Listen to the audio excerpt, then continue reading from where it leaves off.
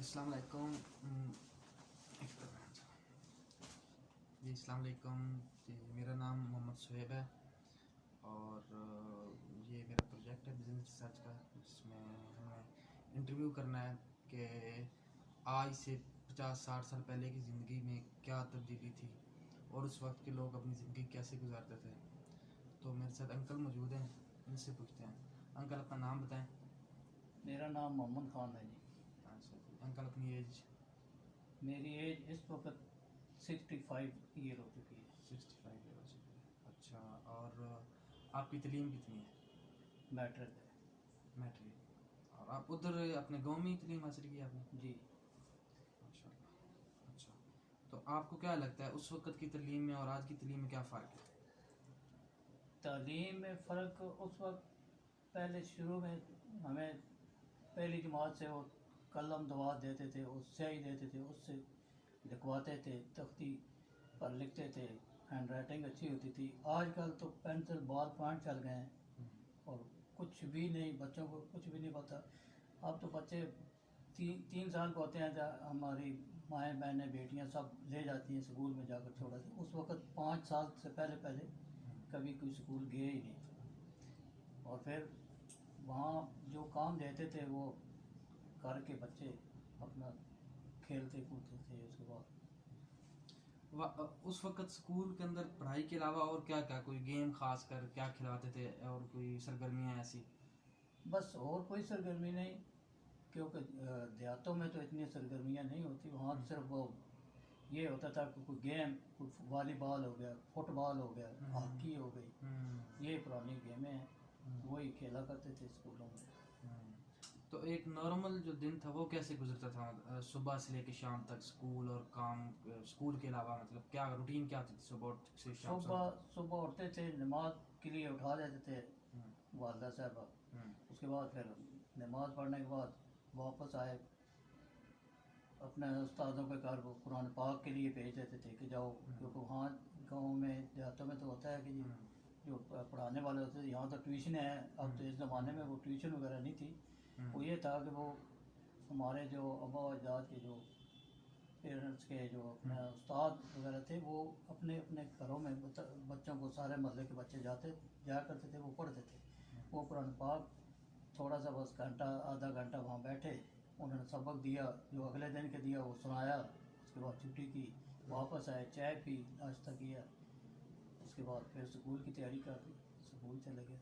School से वापस आकर फिर वही अपने गांव में जो भी अपना कुछ छोटा मोटा कोई काम होता था वो घर वाले को वो करते थे, नहीं तो फिर खेलने कूदने में अपना। उस वक्त माँ बाप का हाथ भी बटाते थे घर के कामों में, काम में, खेतों में? खेतों में जाया करते थे, कोई काम हो तो वो जब वो कहते थे तो हम जाते थे, वरना कोई काम ना हो तो फिर अपने खेल कूद में यारों दोस्तों। और फैमिली के कितने लोग थे आप लोग उस वक्त? जॉइंट फैमिली थी या आप लोग अलग रहते थे अपने? में जॉइंट फैमिली हमारी रहती थी।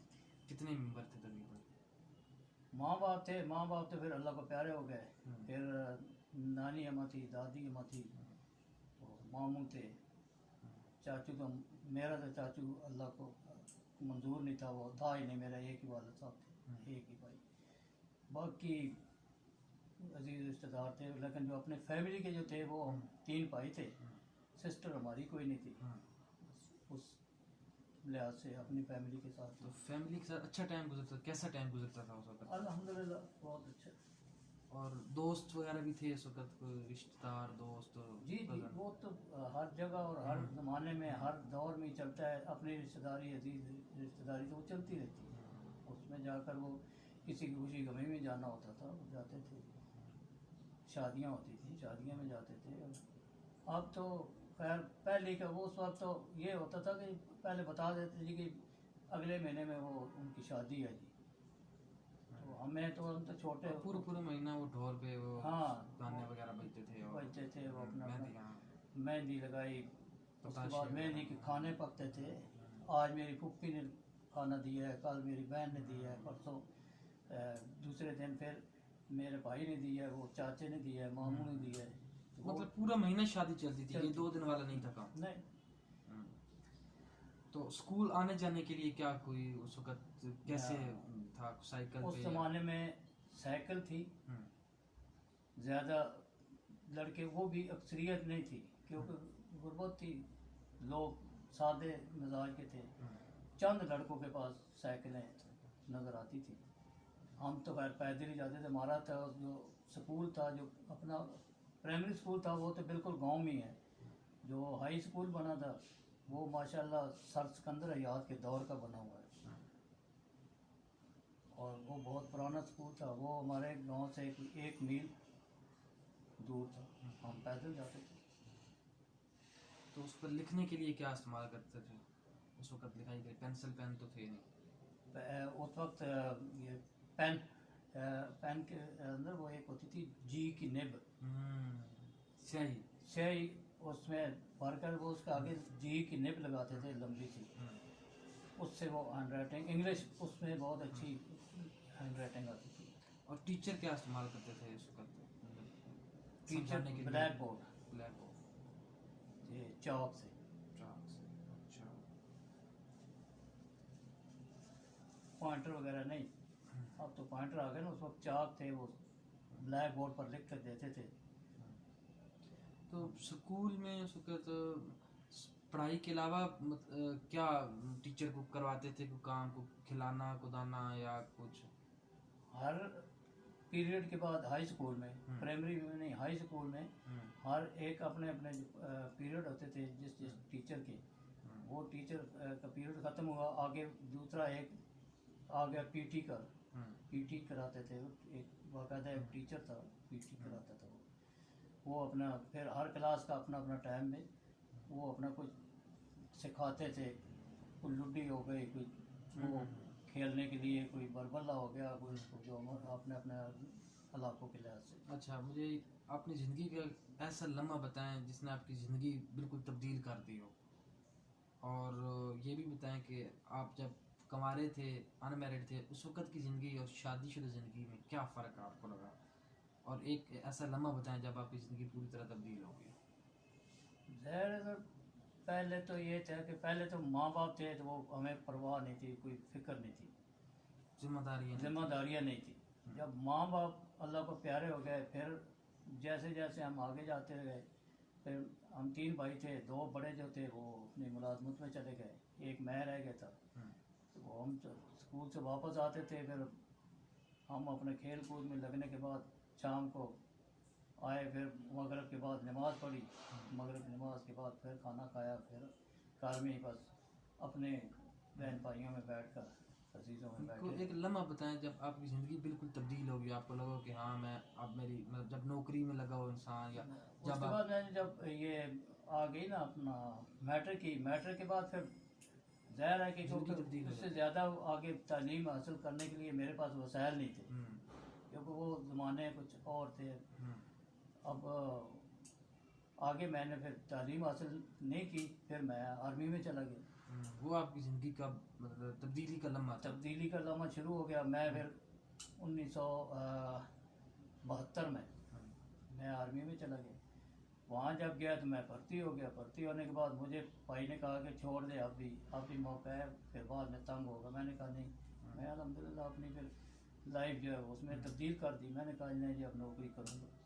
वो मैंने 9 महीने ट्रेनिंग की। ट्रेनिंग के बाद फिर मैं यूनिट में आ गया। यूनिट में आकर यूनिट में भी अपने खेलों में मसरूफ़ हो गया। मैं बॉक्सिंग खेलता था अपना। उसके बाद दौड़ में थी, क्रॉस कंट्री थी, 3 मील 3.5 मील, वो भी हमने उसमें भी हिस्सा लिया अल्हम्दुलिल्लाह। उसके बाद फिर ज़ाहिर है ज्यों ज्यों टाइम गुजरता गया तो तब्दीली आती गई अपने एज में। अब फिर घर वालों ने कहा कि शादी का भी कुछ सोचना है आपका। फिर शादी हो गई। जो ही शादी हुई फिर तो ज़ाहिर है जी, फिर आपको पता है कि जी हर जगह होता है ये कि जी तब्दीली तो आती है। फिर मैं जिम्मेदारियाँ बढ़ जाती हैं, जिम्मेदारी आ गई। फिर ज़ाहिर है नानी अम्मा थी, बाद में वालदैन के बाद दादी अम्मा तक पहली अल्लाह को प्यारी हुई थी। नानी अम्मा ने फिर हमें पाला पूरने के बाद फिर मुझे इस अपना मरले तक पहुंचाया। फिर मैंने कहा कि ठीक है। उनसे पूछा है कि शादी उन्होंने उनकी मर्ज़ी से की है। मैंने अरेंज मैरिज थी हाँ अरेंज। उन्होंने कहा कि कर लो, तो मैंने कहा जी ठीक है। शादी के बाद फिर मसरूफियत थोड़ी सी बढ़ गई। ज़ाहिर है फिर आगे फिर बच्चा हो गया, बच्चे के बाद फिर आपको पता हर उसमें तब्दीली यही तो मेरा आई। ये अगला सवाल था कि बच्चे जब हो गए तो उसके बाद आप ज़्यादा जिम्मेदार हो गए कि आप मेरे पे जिम्मेदारी ज़्यादा हो गई है कि जी जी बिल्कुल, बच्चों के बाद तो जिम्मेदारी बढ़ जाती है। फिर ज़ाहिर है उनकी कोई चीज़ लेनी है, उनकी रिक्वायरमेंट पूरी करनी है, फिर बच्चों का, बीवी का। फिर वालदैन तो नहीं थे, लेकिन वो मैंने आपको बताया कि वो नानी अम्मा थी, फिर उनकी भी फिर जब वो भी अल्लाह को प्यारी हो गई, फिर तो सारी जिम्मेदारी हमारे अपने ऊपर आ गई ना। और ये बताएं कि उस वक़्त के फ़ायदे और नुकसान बताएं, और इस जो अभी वक्त चल रहा है इसके फ़ायदे और नुकसान बताएं। आपको कौन सा फ़ायदा लगता है कि वो टाइम अच्छा था इस वजह से, और ये टाइम अच्छा है इस वजह से, या उस टाइम का ये नुकसान था और अब ये नुकसान है? आपको कौन सी ज़िंदगी बेहतर लगती है? उस वक्त ये था कि टाइम का कि आप पूछ रहे हैं कि उस दौर में कि क्या आपको क्या अच्छा लगता था, आज का दौर या वो दौर? दौर तो आज का, अगर उस लिहाज को देखें तो क्योंकि आजकल सहूलतों के लिहाज से। सहूलतों के लिहाज से आजकल दौर ठीक जा रहा है, वो अच्छा है, लेकिन वसाइल इतने नहीं है। उस वक्त नहीं थे बंदों के पास, उस वक्त इतने वसाइल नहीं थे कि वो कोई गाड़ी ले, कोई मोटरसाइकिल ले, कोई उस पर जाए आए, फिर वो सफ़र कम हो जाए या कहीं आना जाना हो तो उसमें टाइम कम हो, सर्फ हो। या अब तो हर बंदे के पास, जिसको भी देखो वो मोटरसाइकिल है, जिसको देखो गाड़ी है, मोबाइल आ गए हैं, मोबाइलों का नाम ही नहीं था उस वक्त। यही सवाल था। वो कोई अच्छा टाइम दौर था, ही लोग नहीं आप पास बैठते थे, बातें करते थे फैमिली के साथ। था। हाँ, अब तो हर बच्चे को जिसको देखो मोबाइल है हाथ में, वो लगा हुआ है अपने, वो उसको नहीं पता है कि माँ बाप या बहन भाई ये क्या कर रहे हैं। उसने मोबाइल खोला हुआ है, वो अपने उसमें लगा हुआ है। बच्चों को, मेरे अपने हैं नवासे पोते पोते, वो 3-3 साल के हैं, तो उनको ये है कि मोबाइल के बगैर तो कुछ उनको टेक्नोलॉजी का फ़र्क है, टेक्नोलॉजी का नुकसान है। नुकसान है। उस वक्त लोगों को खासियत थी, लोग टाइम देते थे, एक दूसरे को ख्याल रखते जी थे। जी, एक दूसरे से मोहब्बत थी, तब भी मोहब्बतें तब भी कम होती जब गई ना। जब से ये मोबाइल आया, मोबाइल फिर दूरी बढ़ती गई। दूरी बढ़ती गई, वो चीज़ नहीं रही। जितना टाइम आप अपने माँ बाप को देते थे, आजकल के बच्चे वो अपने नहीं माँ नहीं दे सकते। नहीं, ये फ़र्क है इसमें। फर्क है, बहुत ज़्यादा फर्क है। उस वक्त के लोग एक दूसरे की कितनी मदद करते थे, हर लिहाज से, पैसे के लिहाज से, माली या कोई सर काफ़ी शादी, किसी दुख सुख में कितनी मदद करते थे आजकल के लिहाज से? उस वक्त के लोग ज्यादा मदद करते थे या अब के लोग? माली लिहाज से तो जो अच्छे खाते पीते घरानों के थे वो तो करते थे, जिनके पास नहीं था वो उस दौर में भी नहीं था, इस दौर में भी नहीं है वो। ये तो हाँ, चलता रहता है ना फिर। वैसे दुख सुख में लोग जो थे उस वक्त ज्यादा दुख सुख बांटते थे या आजकल? हाँ, उस वक्त दुख सुख ज़्यादा बांटते थे, 3-3 दिन बैठे रहते थे फौज की पे। फौज के ऊपर। उस वक्त लोगों मेरे को घर दुख में का तो एहसास बहुत होता था। हाँ, उस वक्त 3 दिन तक शोक पूरा वो करते थे, वो एक दूसरे का जिस कारण बैठे रहते थे। आजकल क्या लग रहा है आपको? आजकल तो एक फौत हुआ है, जनाजे का टाइम क्या है भाई? जनाजे का टाइम जी 11 बजे है सुबह, तो हम जाएंगे, ठीक है जी, हमें पता चल गया, इतला आ गई मोबाइल पर, फ़ोन पर आ गई, 11 बजे जनाजा है, हम ठीक 10:30 बजे जाएंगे, जाकर जनाजा पढ़ा, उसके बाद अच्छा भाई दुआ फातिहा जी, फातिहा पढ़ी, उसके बाद उठ के आ गए। और वो हमदर्दियाँ फिर कम होती गई। वो बैठते थे एक दूसरे से, वो हमदर्दी बटाते थे, हम एक दूसरे के दुख में बैठते थे, उनको पता होता था कि यार मोहल्ले में, अजीज़ों कार में, पूरे गांव में, पूरे इलाके में। अब तो कोई भी नहीं बैठता, अब टाइम नहीं है, हर आदमी मसरूफ़ हो गया बहुत ज़्यादा। तो आपका कहने का मतलब है कि आजकल लोगों को एहसास लोगों के कम होते जा रहे हैं। कम होते जा रहे हैं, कोई शक नहीं है उसमें। तो अपनी ज़िंदगी का कोई ऐसा वाक़या बताएं जब आपने देखा हो कि कोई लोग किसी मुश्किल में किसी ने किसी की मदद की हो या आपकी मदद की हो, कोई एक किसी ने किसी के लिए कोई कुर्बानी दी हो, कोई एक आपकी ज़िंदगी में ऐसा कोई वाक़या हो, किसी दुख में कोई साथ खड़ा रहा हो, या कोई दोस्त, कोई भाई? तो चलता ही रहता है वो तो, उस वक्त भी कोई एक ख़ास जब आपको लगा कि हाँ यार इस बंदे ने ये बड़ी कुर्बानी दी थी? ज़ाहिर है कि वो उस वक्त अपने अजीज़ों कारबों में करते थे ना, दूसरा तो कोई भी नहीं करता था। वो उस वक्त भी इतना नहीं थे कि जो चलो जी कोई बहुत कोई खाता पीते कराने का हो तो वो कर देते, किसी का दुख में चला जाए अपना बैठ कर उसकी हमदर्दी बटाए, वरना अपना ही कोई काम आता है। तो जो आसपास के लोग थे उनके लिए उसको के लोग क्या करते थे? जो लोग एक कमज़ोर थे तबका था, या लोग उनका ख्याल करते थे कि यार ये लोग? हाँ, वो मिसाल के तौर पर कोई खुशी आ गई मेरे घर में, कोई शादी आ गई, तो उसी हमारे गांव में या मोहल्ले में एक फौतगी हो गई, उनको किसी का कोई अजीज़ बहुत हो गया, हमारे घर में शादी शुरू है। हम लोग उस वक्त ये करते थे कि जी ना जी ये अपना उनके घर में फौतगी हो गई है, शादी को रोक लो या बिल्कुल इसको खामोशी से करो, सादगी में करो, किसी को ये भी ना पता चले कि नहीं उनके घर में फौतगी हो गई है। उस वक्त एहसास बहुत था लोगों को। मतलब ये लोग इतनी कुर्बानी दे जाते थे कि अपनी खुशियाँ लोगों के गमों के उसमें कुर्बान कर देते थे। तो जो एक पूरा मुआशरा था उस वक्त का, वो अपने जो कमज़ोर तबका था उनके साथ कैसा पेश आता था? जैसे आजकल जो कमज़ोर लोग हैं या जो अमीर लोग हैं वो नहीं इतना गौर करते कि जो उस वक्त के लोग, उनमें फ़र्क होता था कि वो उनका ख्याल करते थे? उस वक्त का ये था कि वो अगर माली तौर पर किसी को नहीं ख्याल इतना ज़्यादा करते थे कि हर आदमी के वो उस वक्त भी यही था कि इतने तो नहीं थे, लेकिन ये ज़रूर था कि उनके गम में खुशी में उनके साथ साथ बैठते थे, उठते थे, रात तीन दिन उनके साथ ही बैठा उठा करते थे। पैसे पूछे का अगर नहीं थे तो लेकिन उनकी हमदर्दियों में बराबर के शरीक होते थे, खुशी में गमी में भी।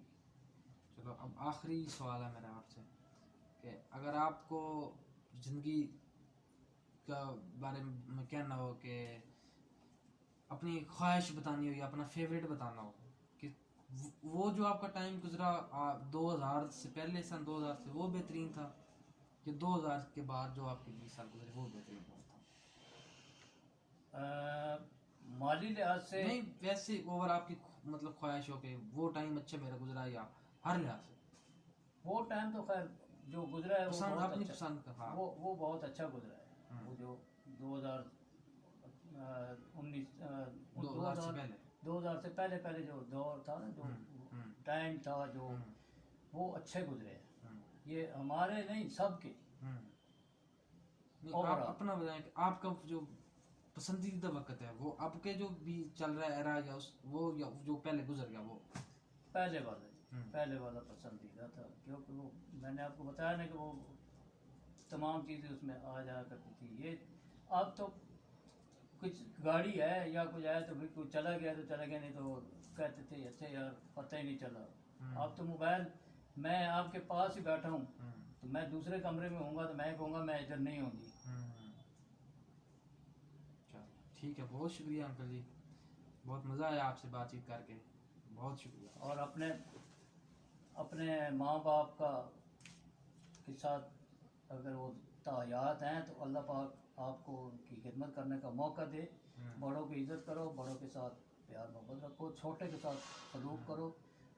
अल्लाह आपके आने वाले वक्त में कामयाबियाँ दे। आमीन आमीन। चलो, बहुत शुक्रिया।